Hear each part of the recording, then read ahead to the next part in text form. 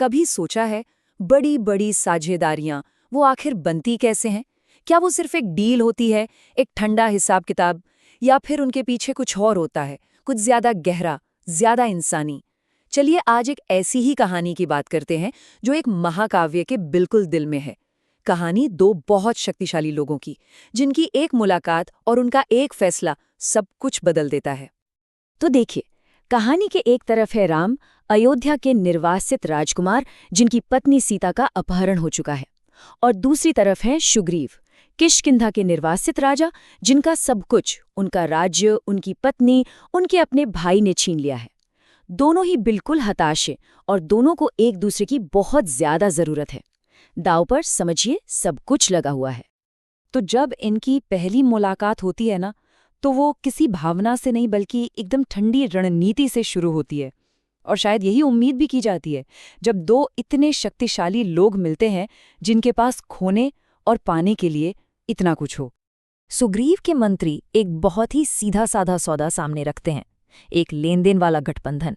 मतलब, देखो तुम मेरे लिए ये करो तो मैं तुम्हारे लिए वो करूंगा। एकदम लॉजिकल है ना? एक राजा दूसरे राजा की मदद करेगा और बदले में दोनों का काम बन जाएगा। इससे ज्यादा प्रैक्टिकल और क्या हो सकता है? लेकिन यहीं पर कहानी एक ऐसा मोड़ लेती है जिसकी किसी को उम्मीद नहीं थी।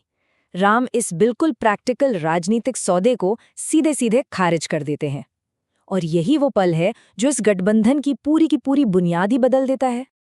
तो सवाल उठता है कि भाई, एक सच्चे और मजबूत गठबंधन की असली नींव आखिर क्या होनी चाहिए? क्या ये सिर्फ आपसी फायदे पर टिका होना चाहिए या फिर कुछ और भी है? राम का जो जवाब है ना, वो इस पूरी कहानी का रुख मोड़ देता है। राम साफ साफ कहते हैं, ये तो व्यापारियों का तरीका है, राजाओं का नहीं। पहले तुम मेरी मदद करो, फिर मैं तुम्हारी करूंगा। उनके लिए स्वार्थ पर बना कोई भी रिश्ता, चाहे वो कितना भी लॉजिकल क्यों ना लगे, वो मंजूर नहीं था।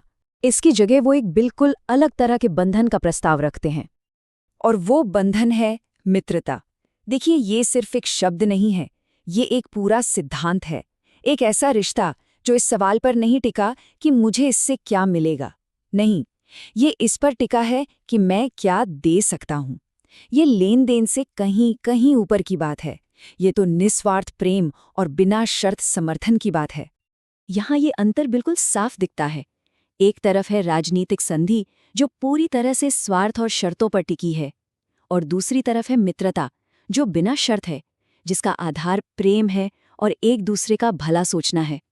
राम का ये प्रस्ताव एक तरह से क्रांतिकारी है, क्योंकि ये पद और ओहदे के सारे फर्क मिटा देता है। अब ये जो इतना बड़ा विचार है, ये सिर्फ बातों में नहीं रह जाता। इसे एक पवित्र, एक औपचारिक रूप दिया जाता है जो इसे और भी ज्यादा शक्तिशाली बना देता है। वो अग्नि को साक्षी मानकर एक पूरा अनुष्ठान करते हैं, आग के चारों ओर परिक्रमा करते हैं, और जो कस्में खाते हैं ना, वो किसी कॉन्ट्रैक्ट की शर्तें नहीं होती। वो एक दोस्त का दूसरे दोस्त के प्रति कर्तव्य बन जाती हैं। मतलब एक साधारण से समझौते को एक पवित्र बंधन में बदल दिया जाता है। और राम की प्रतिबद्धता कितनी गहरी है, ये इस बात से पता चलता है।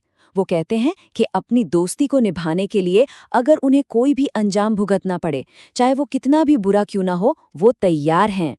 अब ये किसी राजनीतिक फायदे से बहुत आगे की बात है। ये तो पूरी तरह से समर्पण है।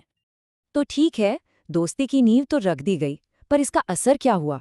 इसका असर तुरंत होता है और बहुत ही शक्तिशाली होता है।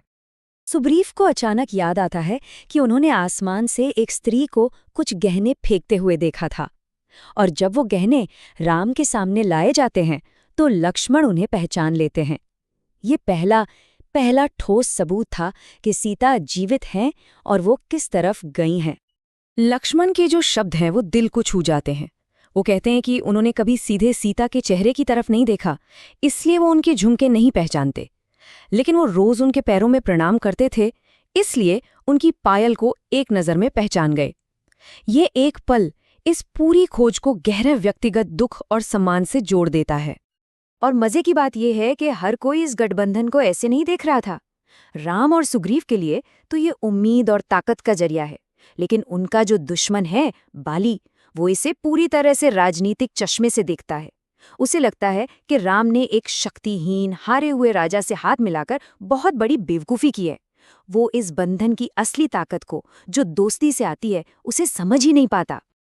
और ये कहानी हमें एक आखिरी सवाल पर लाकर छोड़ देती है।